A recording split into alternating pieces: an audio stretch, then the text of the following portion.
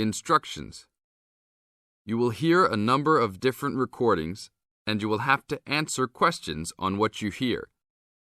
There will be time for you to read the instructions and questions, and you will have a chance to check your work. All the recordings will be played once only. The test is in 4 sections. Write all of your answers in the listening question booklet. At the end of the real test, you will be given 10 minutes to transfer your answers to an answer sheet. Now turn to Section 1 of your booklet. Section 1. You are going to hear a conversation which happened in a travel agency. First, you have some time to look at questions 1 to 5.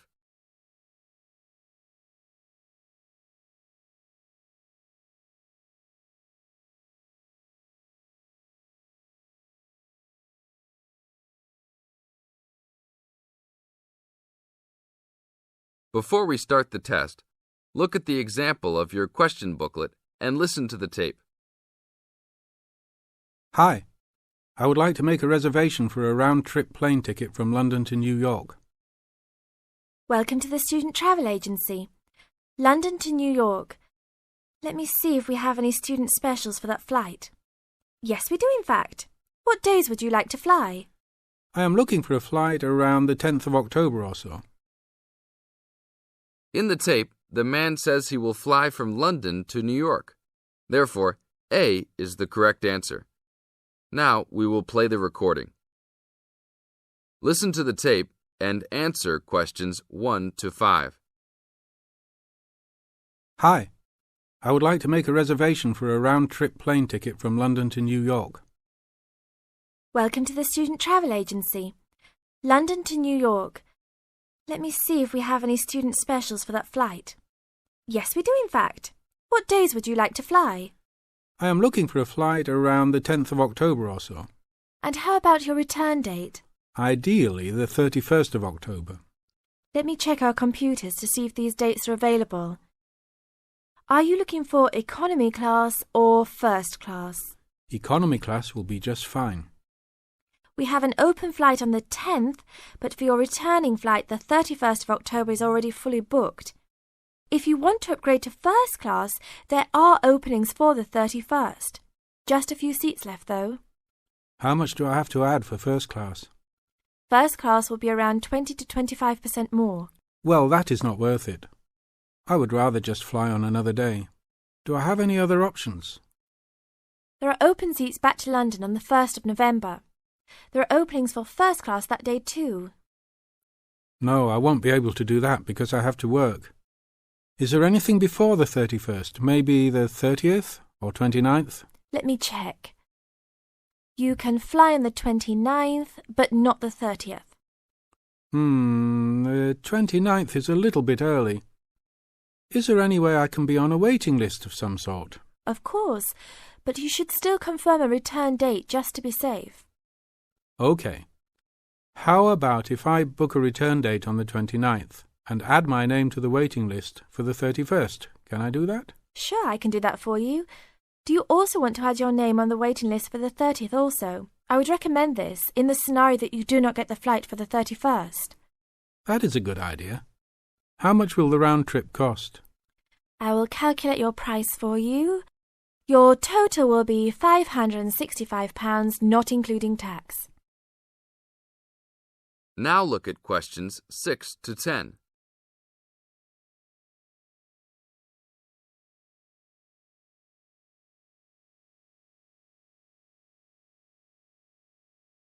Now listen to the tape and answer questions 6 to 10. That's not too bad. Is there any discount for students? That is already including the discount. Without the discount, the price is easily over £600. OK, that sounds good then. Please put me down for those dates. I will need your information. Name and student identification number, please. Kenneth Conley, student ID 92123020. Your phone number, please. 87052109. Please tell me your mailing address. 354, Westchester Drive, London. Thank you very much, sir. How would you like to pay for the ticket? I think I will pay in cash. Well, you don't need to pay right now, just when you come to pick up the tickets. You will need to pick up the tickets at least 2 weeks before departure. That is no problem. One quick question. What happens if for some reason I need to cancel my trip? The student discount tickets are unfortunately non-refundable. However, if your cancellation is before 24 hours of takeoff time, then you can reschedule your flight for another day. If the cancellation is within 24 hours, then you forfeit your ticket. I understand. Well, thank you very much. I will see you next week. See you then. This is the end of Section 1. You now have 30 seconds to check your answers.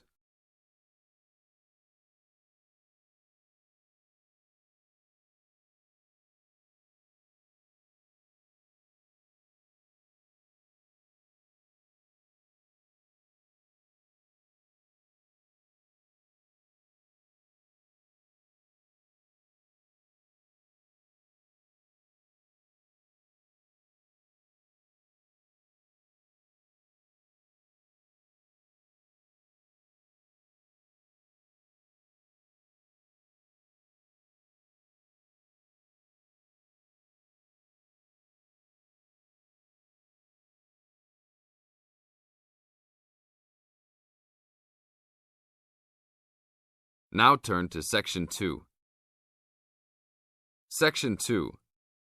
You are going to hear a lecture about the Miners Hotel. First, you have some time to look at questions 11 to 14.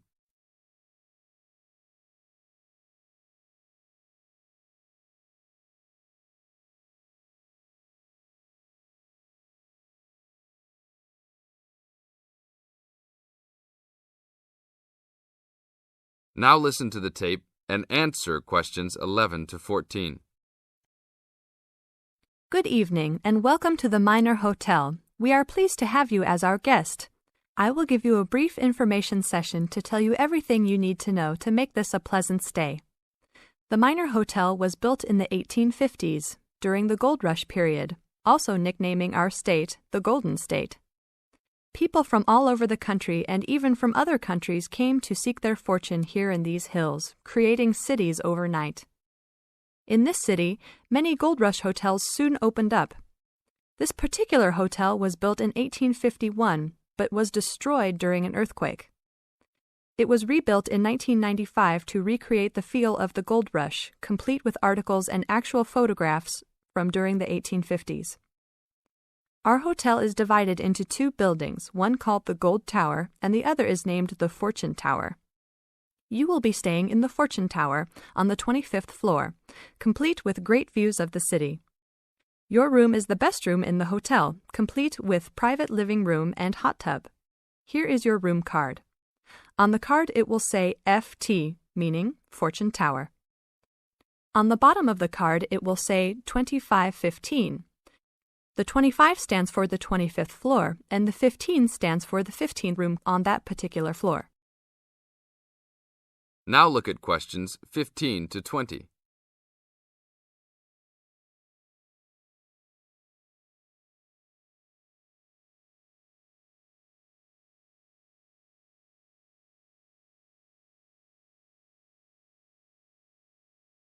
Now listen to the tape and answer questions 15 to 20. There are emergency exits in both towers of the hotel. They are located on the south side, opposite the elevators. Please use these in case of a fire or other emergency. We have some special events happening this week. Our Miners Diner is offering a special Miners Buffet dinner this Friday and Saturday for only $20 per person. This special includes all food, not including drinks and alcohol, and shows for the night. The buffet will be available from 5 to midnight. Because of the historical significance of our hotel, there are some special rules. The first rule is that there is no smoking allowed anywhere in the building, not even in your own room. This is not only to ensure the safety and health of our guests, but also the furniture and pictures can be easily damaged by smoke and other harsh treatment.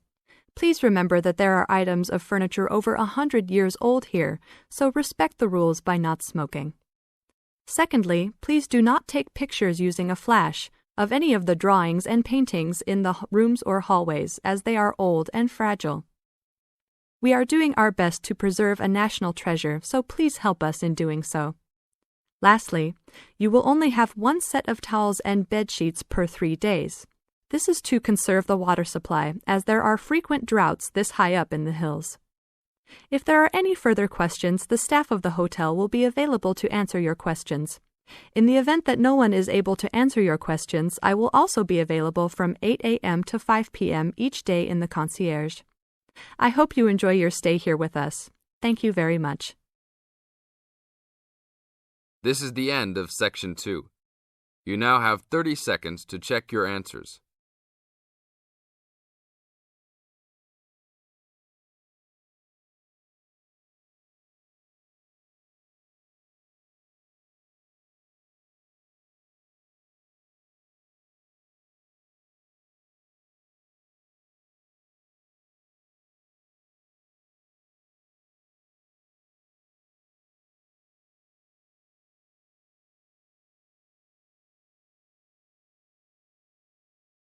Now turn to Section 3. Section 3. You are going to hear a conversation between an interviewer and a professor. First, you have some time to look at questions 21 to 26.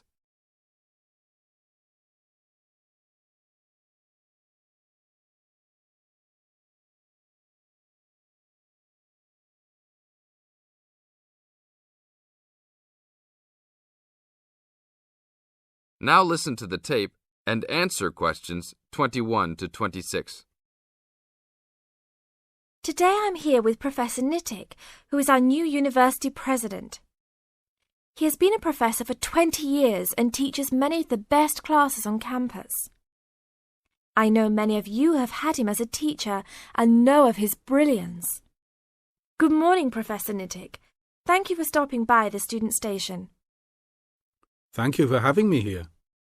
It is always great to get to meet many of the students who are involved with our school. I haven't been here since 2 years ago. Yes, I remember at that time you were still teaching every semester.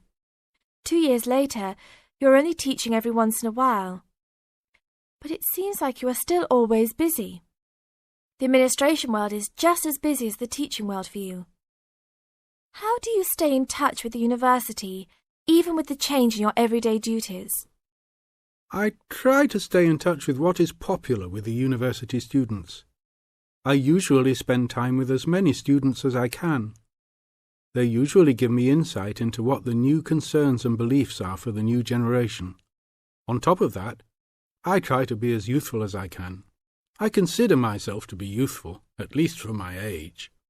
So I always have a good time and try to stay young.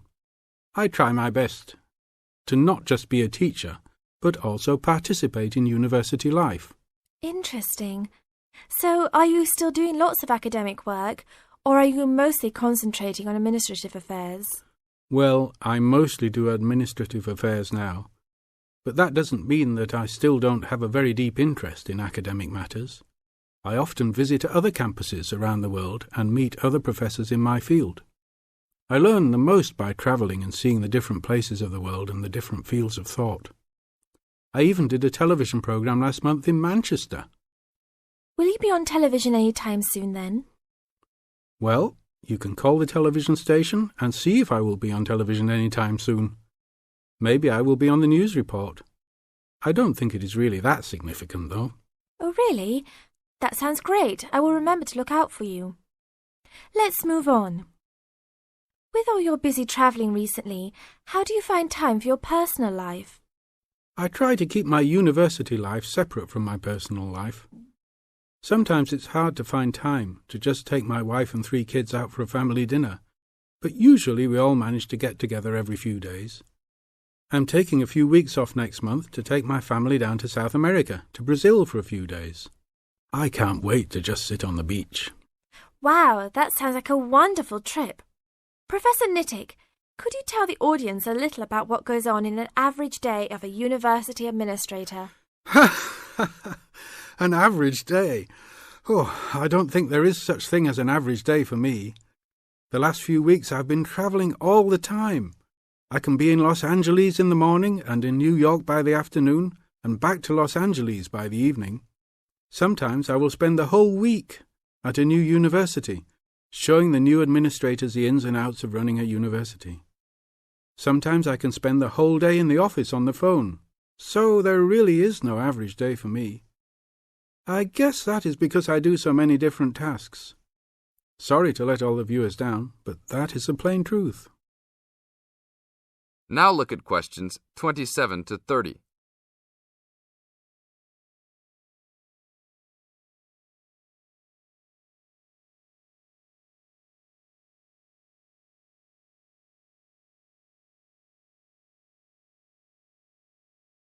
Now listen to the tape and answer questions 27 to 30. Well, I guess I can sum it up for them. You are a busy man.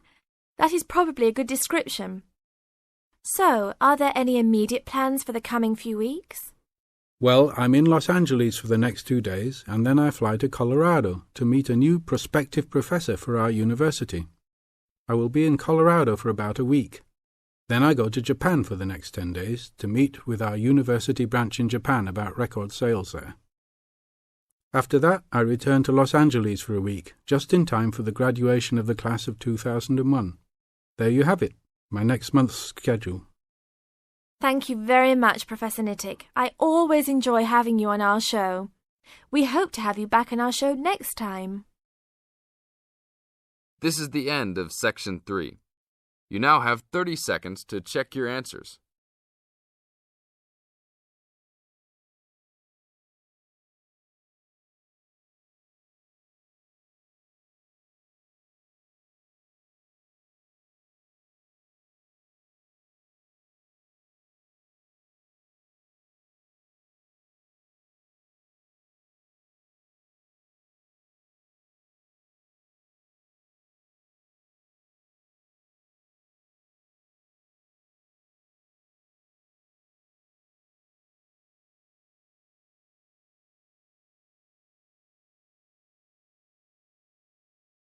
Section 4.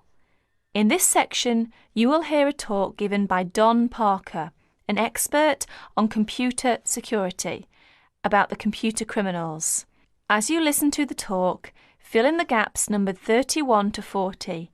First, you will have some time to look at the notes below.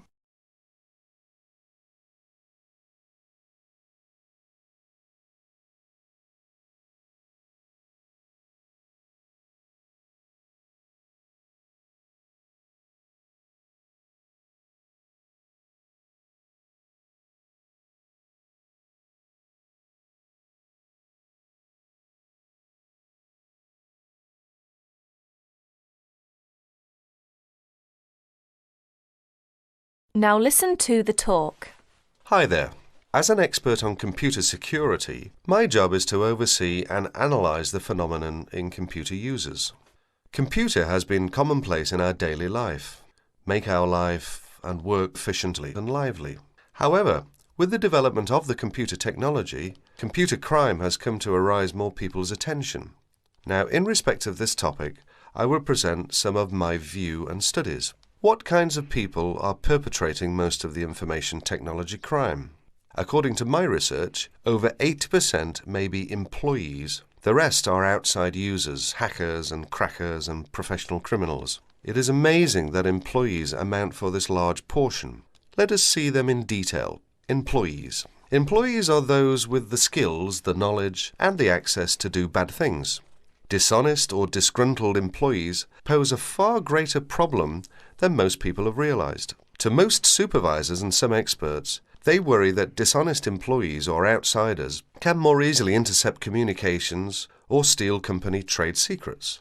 Workers may use information technology for personal profit or steal hardware or information to sell. They may also use it to seek revenge for real or imagined wrongs, such as being passed over for promotion. Sometimes they may use the technology simply to demonstrate to themselves that they have the power over people. This may have been the case with a Georgia printing company employee convicted of sabotaging the firm's computer system. As files mysteriously disappeared and the system randomly crashed, other workers became so frustrated and enraged that they quit. Outside users. Suppliers and clients may also gain access to companies' information technology and use it to commit crime. With both, this becomes more a possibility as electronic connections, such as electronic data interchange systems, become commonplace. Hackers and crackers. What are hackers? Hackers are people who gain unauthorized access to computer or telecommunications systems for the challenge or even the principle of it. Crackers also gain unauthorized access to information technology, but do so for malicious purposes. Crackers attempt to break into computers and deliberately obtain information for financial gain, to shut down hardware, pirate software, or destroy data. The tolerance for hackers as the benign explorer has decreased. Most communication systems administrators view any kind of unauthorized access as a threat, and they pursue the offenders vigorously. And educators also try to point out to students that university cannot provide an education for everybody if hacking continues.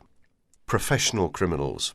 Members of organized crime rings don't just steal information technology, they use it in a legal way as a business tool, but for illegal purposes. For instance, databases can be used to keep track of illegal gambling debts and stolen goods. Drug dealers have used pages as link to customers. Microcomputers, scanners, and printers can be used to forge checks, immigration papers, passports, and driver's licenses. Telecommunications can be used to transfer funds illegally. As information technology crime has become more sophisticated, in 1988, after the last widespread Internet break-in, the US Department created the Computer Emergency Response Team, or CERT. Although it has no power to arrest or prosecute, CERT provides round-the-clock international information and security-related support services to users of the Internet. Whenever it gets a report of an electronic snooper, whether on the Internet or on a corporate email system, CERT stands ready to lend assistance. It counsels the party under attack, helps them thwart the intruder, and evaluates the system afterwards to protect against future break-ins. That is the end of section 4. You will have 30 seconds to check your answers.